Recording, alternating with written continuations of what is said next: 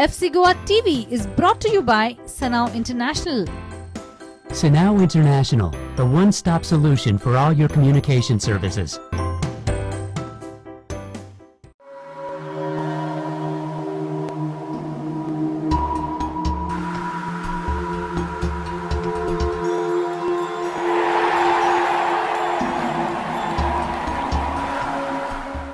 Hello and welcome to Simply Football post-match analysis program on Prudent. You're watching FC Goa TV. I'm Neeraj Prabhu.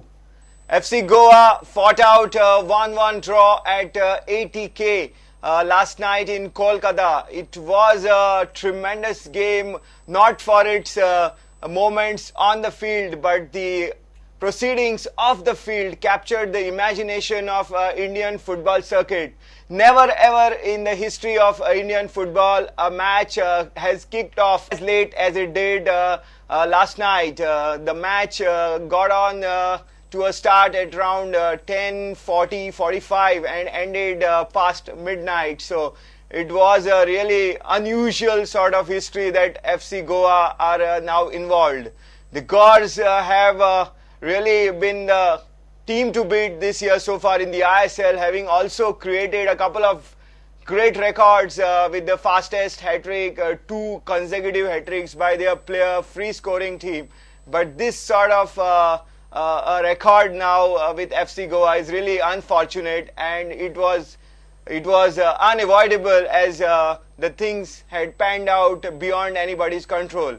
But the players, Sergio Lobera's boys, really have come through a great test of character, and they fought hard for Goa's pride, we can all say, and we can all really compliment the team on that fantastic fighting performance. In the end, FC Goa could have really won the game, but many chances went begging, and the Gors had to settle for a 1-1 draw in Kolkata on Wednesday night. We have with us in our studio former India forward Francis D'Souza to analyze the FC Goa. In the end, the boys really came through this big challenge.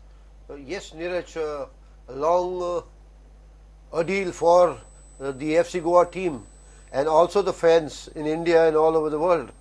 I think nobody really knew what was wrong. And why was the delay for? What was the delay for? But I think it's very difficult for a team to go to 24 hours dilemma and then have a state of mind to play such a big match away from your home. And I think it was a very big test for FC Goa players because they had to not only get to this psychological problem, mental problem, but also physical, and then set up your mind to play ATK in their home grounds. So ATK also must have were under little pressure, and normally you would find the state of mind of a player building up towards the game. So ATK also were a little bit relaxed, not knowing exactly when the match would start, and that's a sad predicament of the things that happened, because a player would like to know when the match is going to kick off. The coaches would like to know and put things right. But unfortunately, like you said, first time in the history of Indian football, this thing has happened. And I wonder why ISL organizers allowed this thing to happen. Because the matches were scheduled, to my information, somewhere around the 22nd, rescheduled on the 22nd of December. Right. Almost 8 to 10 days before the game. And surprising, FC Goa should have done all the arrangements if they were supposed to get the team on the ground on the appointed time and date. The fact of the matter is that if FC Goa hadn't turned up, the ISL would have awarded the 3 points to ATK, and that would have been really unfair because the situation with the flight and everything was very much unavoidable. So ISL, do they need to be so desperate for a game to happen on the same day, come what may? For better sense to prevail, better organization to prevail, I think they could have rescheduled the match instead of continue that long wait and then playing the match somewhere on somewhere 10:45. But what surprises me, Neeraj, is that I just can't understand that why couldn't FC Goa let the organizers know, or the organizers themselves should have said, once you reschedule a match, is it possible to play a match, next match, considering all the logistics in mind? Is it possible to play a match on the 3rd? Right. And only then they could have rescheduled the match. But I think the 31st match was rescheduled because of security concerns in Calcutta. As we are understanding. Yes, so I think that was done keeping the security concerns. But all the same, arrangements, one big arrangement for the match could have been done if it was the responsibility of a club that is participating. I think they should have opted various means how to get there instead of waiting for the previous day or the day to fly to Calcutta and play the match. Right. The gravity of the situation is really very sensitive enough for us to to start this show by going through the post-match comments of the coach. And I quote Sergio Lobera here that never in my life I have seen such a situation in professional football, says the Spanish tactician. He says ISL doesn't deserve matches like today. So it's a really big statement from the coach, and the only fact that he is content today is because none of his player suffered any injury. So it was really serious out there. Yeah, this sends wrong signals as regarding the organization aspect of the tournament, because if you are thinking you are doing this on professional lines, I think nobody should let this happen, and we are always going forward, but here we have something negative happening, and that doesn't speak well for ISL. I hope in future this doesn't happen, and very sportingly, I think the captain of the ATK, the coach, have been very good enough to volunteer to play the match. Yes. Because I think they must have thought also about the fans that have come to see the match, and in that aspect, I think they have volunteered to play that match at that odd hour. Right.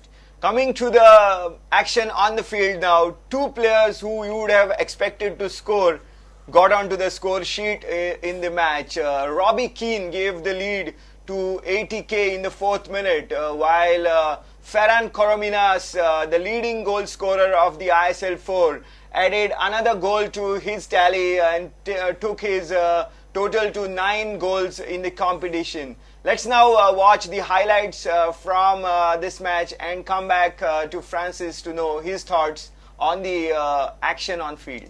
They obviously capitalized on their weariness and got that goal in the 4th minute. Yeah, it's difficult for a team who's gone through so much of ordeal to settle immediately into the rhythm, and that's what exactly happened to FC Goa. And Robbie Keane, who has been very productive for ATK after he has joined them, I think he got the goal for to a wonderful header. But I think the rhythm initially, the organization of FC Goa wasn't really there in the initial stages. And if you can see, there was mistiming jump by Sheraton. His body positioning also was not really good, and it made things easier for Robbie Keane to head the ball inside. So once they got that phase over, I think FC Goa came back into themselves. Yes. Unfortunately, they considered that goal too early. They came back in the match through that goal from Ferran Corominas in the 24th minute, but they really started to gain confidence from 15th or 16th minute as they set their shop and started to play their tiki-taka football. You know, when you play this tiki-taka football, you always have an advantage. After this long ordeal, it bears you off mentally and physically. And ball possession football is the asset of the team that can help and control the play and keep the ball to themselves instead of trying to chase the ball. And I think that style of play of Sergio Lobera helped them tremendously, because they were able to keep possession of the ball Right. and gain confidence as the game was progressing, and that's what exactly happened. And that's why we got the equalizer very soon.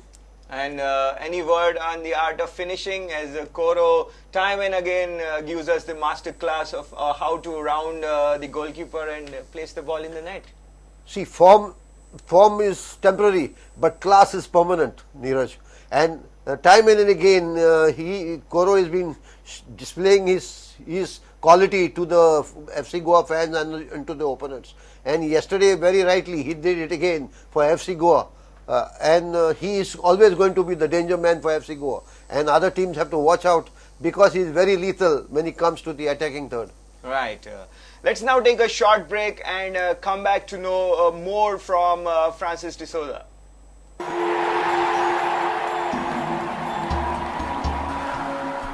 Welcome back. Francis is still here with us. Francis, FC Goa coach Sergio Lobera kept the same starting 11 for fifth consecutive game. So he has this set pattern of play with this 11 men being the integral part of his scheme now, and they are really delivering it for him. Yeah, I think nobody likes to disturb a winning combination. I mean, he is confident of the player he feels to deliver the goods, and very rightly so. I mean, he knows how the team is functioning. The cohesion is fantastic. The understanding is fantastic. So he doesn't want to disturb the midfield, especially there. The only problem he has is defense, but he is putting his confidence into them, and that's a great thing for the defenders, because if a coach who finds his defense being weak still puts a lot of faith in you, I mean, it's high time that the defenders live up to the faith that the coach is putting, and that's why the team remains unchanged. Right. So despite that initial defensive blunder which got conceded the goal, then the defenders really started to settle into their groove well, and even goalkeeper Lakshmikant Kattimani, he gave a good enough display yesterday.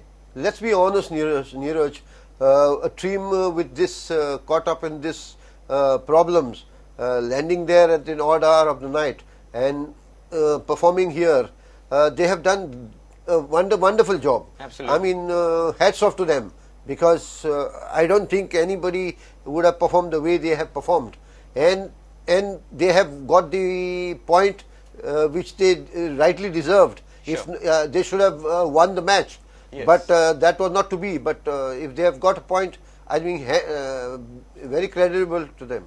Yes, FC Goa could have really won the match yesterday, but there were a couple of calls that went against them. One was probably a sure penalty in the 34th minute when Brandon Fernandes was fouled in the box, but the referee adjudicated that it was outside the box and gave them a free kick.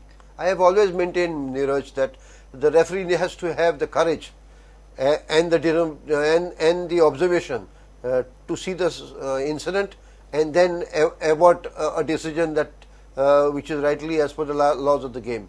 In this case, I think he didn't want to award the penalty. So I think FC Goa have lost on that count. But the wonderful move by Koro, I think should have been finished by Mandar. He got himself in the good position initially, but I think he used the wrong leg to shoot the ball, his weaker leg, instead of trying to get into the stronger leg. Yes, in the 73rd minute when Koro had done all the spade work, he got a lot of space and moved into the danger area with such a lot of ease. Probably the 80k defenders didn't have a clue of how to stop him, or they were scared that they could cause a foul and concede a penalty there. You know, when you have a player of that class as Koro, I mean, it will always leave defenders guessing and rooted to the ground, because this footballer can create magic in that attacking third, and knowing his ability and his performance in the last matches, I think you definitely will get cold feet as Koro moves, and that's exactly what happened when he moved in the 73rd minute. and laid that ball beautifully for Mandar. Unfortunately, Mandar couldn't put it in the nylons, and that's, I think, where FC Goa lost a very clear-cut opportunity. Why do you think Mandar was, not really in the zone for that probable goal, that shot that he could have taken? What went wrong for him? I think when you come into that striking zone, I think you have to have a very good peripheral vision. Although you are expecting the pass, I think you should also have a view of where the space is, or where the gap between the defender is, and where the position of the goalkeeper is there. So if you combine both the aspects of this part, you will find that scoring becomes easier for you. And I think he was more focused in receiving the ball than to see the gap or the spot that was vacant for him to push the ball. And it didn't require much power. It's only the accuracy that Yes. could have got him the goal. Earlier, Mandar had hit the crossbar with his left footer to start the game, just 3 minutes in the game. That was a left footer. That Yes, shot was diagonal shot. Sometimes you need little luck, but you have to keep a ball little lower. And I think of late, the number of matches I've seen of Mandar, he has a tendency of lifting the ball a little on the top. And same with Brandon. Brandon. Yeah, you sign most of the thing. So I think when they do some training during those off days, I think they should do a little more work on hitting the ball correctly. And then I think FC Goa will benefit by that little correction that they do for themselves. There was an opportunity for Brandon in one of the attacks of FC Goa where he took a first time shot and he lifted the ball, as you said. He could have just cut back inside and placed it along the ground to beat Debjit. Yeah, yes, Neeraj, but that is left to the individual player, how much of confidence he gets to move inside. If he doesn't feel confident enough that he should move enough, or if he anticipates that the gaps will close, so he takes a decision to release the ball earlier. So the crucial part is the decision making at that particular point, and the technique that you use. So that's going to benefit the team ultimately, and that's where there was a problem with Brandon. ATK goalkeeper Debjit Majumdar, he really did a good job for his team yesterday. He was really busy. Yes, I mean he came with some marvelous saves, boosting the defenders and the team too. And if you see him, he's always been so active and agile, Right. and vociferous, guiding his team, calling out the player. He's all the time involved, and that builds up the confidence of the defenders as well as himself. And that's what he did rightly, and he came up with those brilliant saves. Had one or two occasions where Debjit Majumdar, rather than trying to catch the ball, was trying to punch it or parry it. So why are the goalkeepers getting influenced by trying to parry or punch the ball more than trying to collect it? You know, Neeraj, pressure does strange things to people, whether you're on-field player or the goalkeeper. And I'm sure they are aware of the tremendous talent that FC Goa has.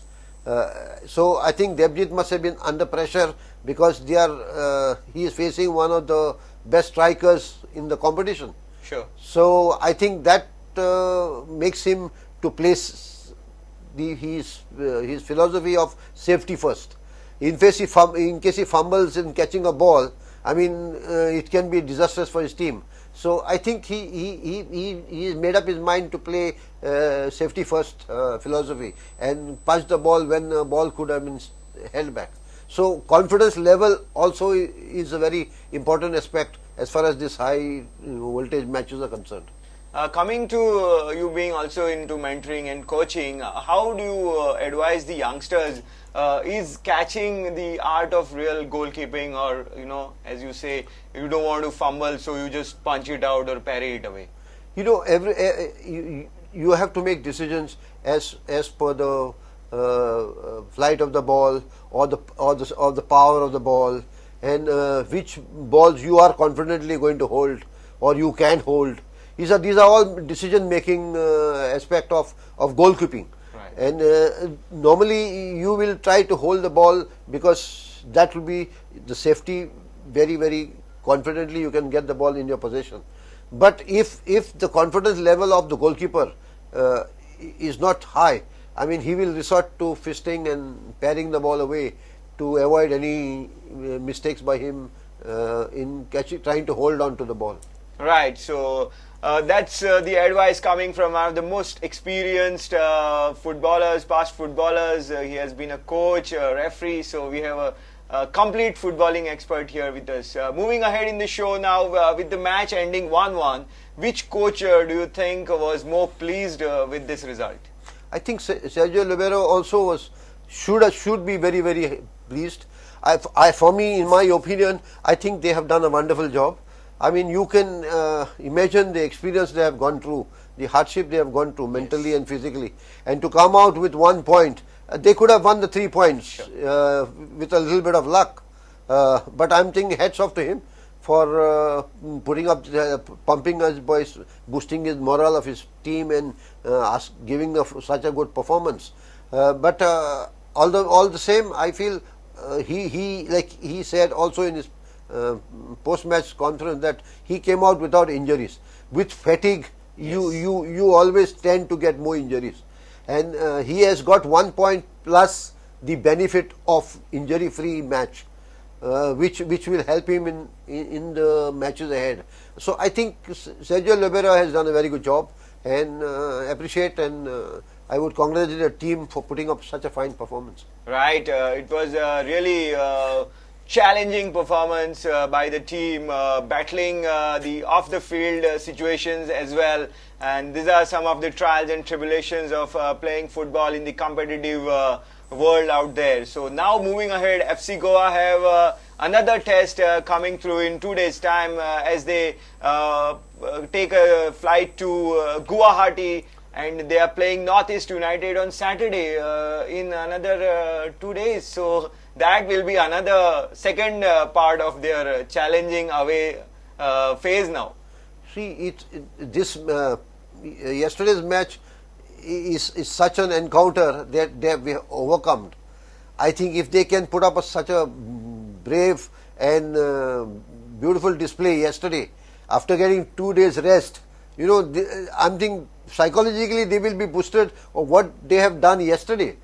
So these 2 days are going to be much awaited rest, and it will be a booster that even in conditions which they played yesterday, they can still perform. So 2 days rest, I'm sure they will come up with some very good performance. The consistency of performance that they have shown, except for one match, but I'm sure that with yesterday's happening, the confidence level will be even more high. And I'm telling you that they will come out victorious in this match against Northeast. Fantastic. Thank you, Francis, for being with us as always. Thank you very much. So now FC Goa are in the 4th position with 13 points from 7 games. They are locked with the same number of points with Mumbai City, but the Mumbai team has played 1 game more than us. So we still have a chance to win the home game, win the game in hand rather, and go to the top of the table in the next match. So that's all the time we have in this show. Keep watching Prudent. Goodbye.